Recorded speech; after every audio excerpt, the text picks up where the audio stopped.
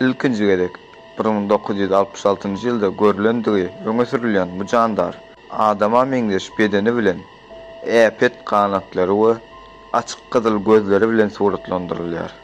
Muny gören şaýatlaryň aýtmagyna görä, Mothman adatça çalp uçmagy bilen adamlary gorkuzyp gijelerine peýda bolýar.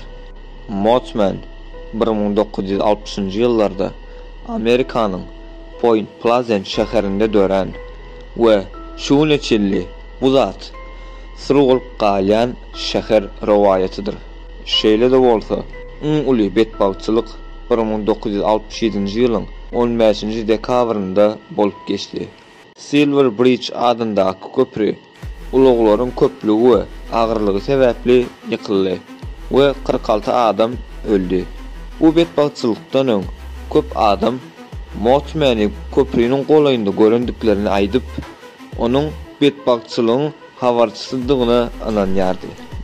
Bu bolsa onuň hasam meşhur bolmagyna we hatda filmlerde peýda bolmagyna sebäp boldy. Häzirki wagtda Point Pleasant şäheri Mothmany özleriniň nişan hökmünde görýärler.